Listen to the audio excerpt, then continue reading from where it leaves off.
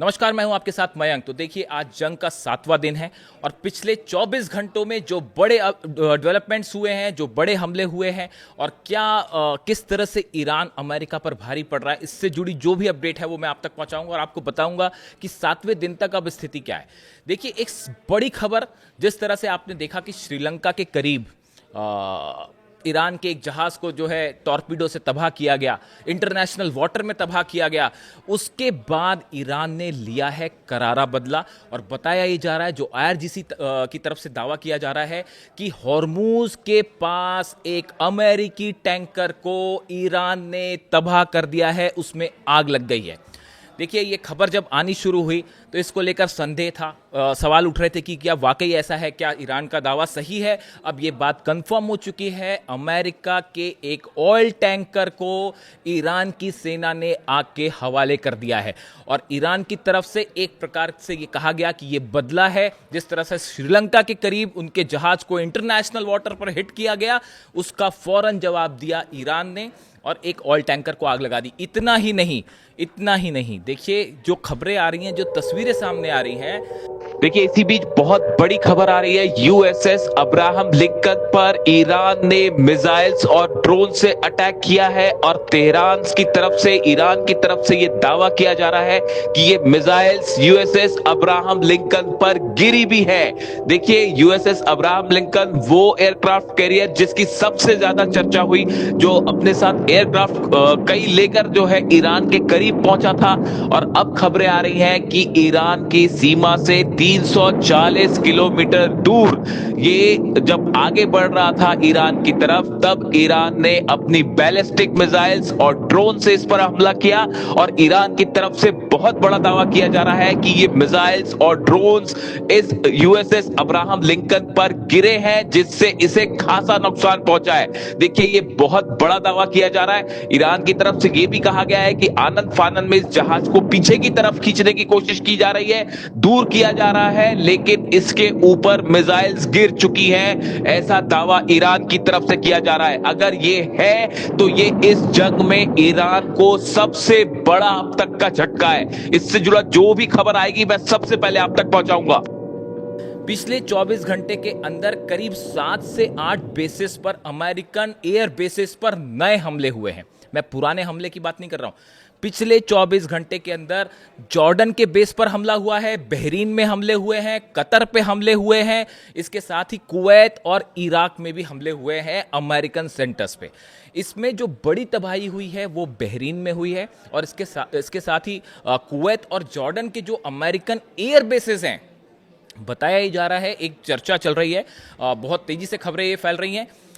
इससे जुड़ी जो अगर तस्वीर सामने आती है, देखिए एक तस्वीर ऑलरेडी चल रही है जिसमें दिखाया गया है कि अमेरिकन फाइटर जेट्स खड़े हुए हैं बेस पर और उसके ऊपर मिसाइल आके गिरती है और वहां जो अमेरिकी जहाज खड़े थे उनमें भी आग लग गई है। इस तरह की एक तस्वीर तेजी से वायरल हो रही है सोशल मीडिया में।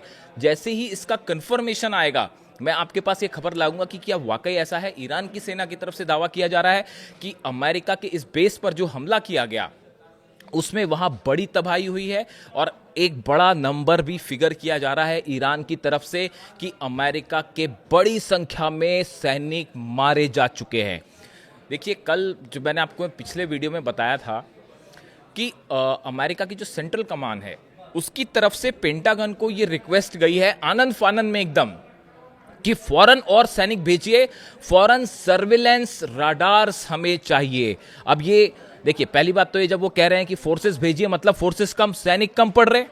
सैनिक कब कम पड़ रहे हैं? जब आपका अब्राहम लिंकन खड़ा है, गिब्राल्टर फोर्ड खड़ा हुआ है, आपके 17 डिस्ट्रॉयर्स खड़े हुए हैं, आपकी सबमरीन्स खड़ी हुई हैं, इतने सारे F-35 फाइटर जेट्स खड़े हुए हैं, F-16 खड़े हुए हैं। इन सब के बावजूद, इतने बड़े जमावड़े के बावजूद, इजराइल की सेना अलग, उसके बाद भी अमेरिका को यह लग रहा है कि हमारे सैनिक कम पड़ गए हैं। तो इसकी क्या बड़ी वजह है? क्या ईरान का ये दावा सही है? ईरान की तरफ से दो दावे हुए। देखिए, पहली बार ईरान की तरफ से ये कहा गया कि 500 के आसपास अमेरिकी सैनिक या तो मारे गए हैं या घायल हुए हैं। ये पहला बयान आया था आईआरजीसी की तरफ से, आपको याद होगा करीब 48 घंटे पहले ये बयान आया। उसके बाद ये बयान आता है कि 100 सैनिकों को हमने मार गिराया है और अमेरिका इसको कंफर्म नहीं कर रहा। अब चूंकि ये अभी दावे हैं, जब कंफर्म हो जाएंगे तो मैं आपको कहूंगा कि हाँ कंफर्म हो गए। लेकिन अमेरिका की जो जिस तरह से ये मांग गई पेंटागन को कि हमें डिस्ट्रेस कॉल कह लीजिए आप इसको, कि और सैनिक चाहिए और जंग तो लंबी चलने वाली है। जब अमेरिका ये कह रहा है कि जंग जो है लंबी चल सकती है, इसका मतलब जो प्लान अमेरिका ने बनाया था वो ऑलरेडी 6 दिन में फेल हो गया है। आज 7वां दिन है। आप खुद सोचिए, दुनिया की सबसे बड़ी सेना होने का दावा कर रहा है अमेरिका, इतने बड़े बड़े जनरल्स हैं और पूरा सब कुछ लगा हुआ है मंथन में, और हमले करने जा रहे हैं, और 6 दिन बाद अचानक अमेरिका को नए सैनिकों की जरूरत पड़ जाए, ये कहा जाए हमें रडार सिस्टम दे दीजिए, ये कहा जाए कि ये जंग तो लंबी चल सकती है। यानी आपकी प्लानिंग फेल हो गई। कितने दिन में आप जंग को जीतना चाह रहे थे वो प्लानिंग आपकी फेल हो गई। आप सैनिकों की मांग कर रहे हैं, तो क्या वो दावा सही है ईरान का कि हमने मार दिए 500 सैनिक?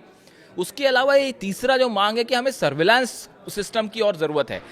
भाई इतने सारे सर्विलांस आपके प्लेन्स आ चुके हैं, पूरी ताकत झोंक दी, इतने सारे सर्विलांस प्लेन आ गए, तो अब और सर्विलांस की जरूरत क्यों है? इसकी एक बड़ी वजह जो कि एकदम गेम चेंजर है इस पूरे जंग के बीच में। देखिए, कतर में जो अमेरिका का सबसे बड़ा रडार सिस्टम लगा हुआ था, इसकी कीमत जो है 1.1 अरब डॉलर थी। अल उदैद बेस के पास, अल उदैद से नॉर्थ थोड़ा सा उत्तरी दिशा में ये सबसे बड़ा रडार लगा हुआ था। इसके ऊपर एक डोम बना हुआ था। डोम मतलब एक प्रकार का गोलाकार सिस्टम था, लगा हुआ था। इसका काम ये होता है कि जो भी ईरान के ड्रोन आ रहे हैं, मिसाइल आ रहे हैं, उसको इंटरसेप्ट करना। दुनिया में सिर्फ 6 ऐसे इस लेवल के रडार सिस्टम्स लगे हुए हैं। इस रडार सिस्टम के ऊपर गिरी है ईरान की मिसाइल, और उसने इस रडार को जबरदस्त नुकसान पहुंचा दिया है, और अब वो काम करना उसने बंद कर दिया है। इसका मतलब आप समझ रहे हो? इसका मतलब ये है कि अब ईरान की जो मिसाइल्स हैं वो आ रही हैं, अमेरिका उनको लोकेट नहीं कर पा रहा है।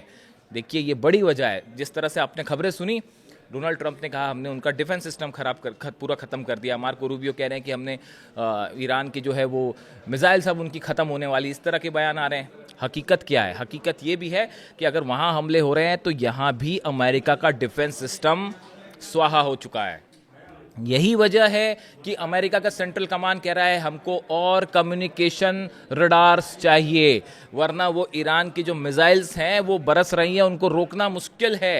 ये जो 12 देशों पे हमले हो रहे हैं एक साथ, वो हमले हो रहे हैं तो उसके पीछे की कोई वजह होगी। कैसे गिर जा रही है मिसाइल्स, आप खुद सोचिए। अमेरिका का डिफेंस सिस्टम बुरी तरह से हिला दिया ईरान ने 6 से 7 दिन के अंदर, वरना ये सब मिसाइल्स रोक ली होती। अब आप सोचिए, अगर अल उदैद बेस पर, सबसे एडवांस बेस जिसमें सबसे ज़्यादा सैनिक, सबसे ज़्यादा हथियार, सबसे ज़्यादा फाइटर जेट सब खड़े हुए हैं, डिफेंस भी लगा हुआ है, थार्ड भी लगा हुआ है, पेट्रियट भी लगा, सब डिफेंस लगा हुआ है, इसको भेदते हुए अगर ईरान की मिसाइल इस पर गिर जाती है, देखिए कुछ लोगों ने कहा ड्रोन गिर गया, वो ड्रोन नहीं था, वो मिसाइल थी। समझिए इस बात को कि ड्रोन चीज़ अलग है, मिसाइल अलग है, वो मिसाइल थी। इतना सब होने के बाद मिसाइल गिर गई, इसके आप समझिए कि ईरान ने कैसे अमेरिका के इस डिफेंस सिस्टम को भेज दिया है। उसी का नतीजा है कि धड़ाधड़ मिसाइल बरस रही हैं। अब हालात ये हैं, अगर आप बात कर लें, इजराइल की बात करते हैं हम। इजराइल पे कल मैंने आपको अपडेट दिया था, अब बीती रात का अपडेट देखिए। बीती रात एक बार फिर खैबर मिसाइल से बड़ा हमला हुआ है इजराइल के ऊपर, और जबरदस्त तबाही। देखिए, कल तक बताया जा रहा था कि करीब 1000 बिल्डिंग गिर चुकी है पूरे इजराइल में, तेल अवीव में खास तौर पर। अब ईरान के निशाने पर है इजराइल के हर वो बेस जहां से इजराइल की सेना जुड़ी हुई है, चाहे वो उनका डिफेंस सिस्टम हो, चाहे वो किसी तरह का एयर बेसिस हो, चाहे वो साइंस सेंटर्स हो, जो भी मदद करता है इजराइल की मिलिट्री की, वो सब कुछ निशाने पे है। और शायद पिछले 72 घंटे से इजराइल के प्राइम मिनिस्टर बंकर से बाहर नहीं आए, ऐसा भी बताया जा रहा है। वो भी बंकर में है, और पूरे के पूरे जो है वो उनके मिनिस्टर्स भी बंकर में हैं। दावे तो बड़े और भी हैं कि नेतन्याहू आजकल दिखाई कम दे रहे हैं, कहाँ हैं उस दावे के बाद से कि उनके दफ्तर पर हमला हुआ है, इस तरह की भी खबरें हैं, लेकिन उनका कोई पुष्टि नहीं है ना उनका कुछ वो है।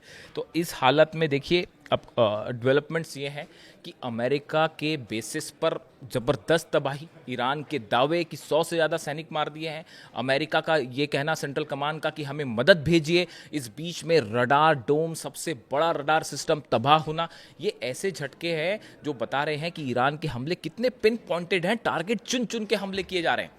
और एक प्रकार से माहौल है भाई, भले डोनाल्ड ट्रंप अपना मिसाइल मिनटमैन 3 टेस्ट कर लिया उन्होंने, पुतिन जो है वो बीच में आ गए, उन्होंने कहा कि हम आपको सफल ही नहीं होने देंगे ईरान में।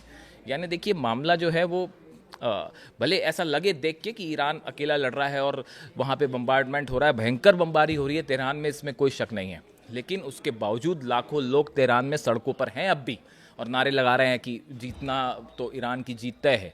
तो इन सिचुएशन में अमेरिका का ये ऑपरेशन आज 7वें दिन पूरी तरह से डीरेल हो चुका है। और अब तो बड़ा सवाल ये है, अच्छा ईरान के मिसाइल्स जो कम हो रही हैं, मार्को रूबियो ने कहा कि हमले कुछ कम हुए हैं, स्ट्रैटेजी का हिस्सा है वो। इसराइल की जो डिफेंस मिसाइल थी उसको खत्म करना स्ट्रैटेजी है, अमेरिका की जो डिफेंस मिसाइल्स हैं उसको खत्म करना एक स्ट्रैटेजी है, थर्ड पेट्रियट खत्म होना स्ट्रैटेजी है। और ईरान की तरफ से जैसा कहा जा रहा है कि असली मिसाइल्स तो अभी भी आनी बाकी है, वो सेजिल आई हैं, वो 8-10 सेजिल ही फायर हुई हैं, और खुर्रम शहर भी जो फायर हुई हैं बहुत कम फायर हुई हैं।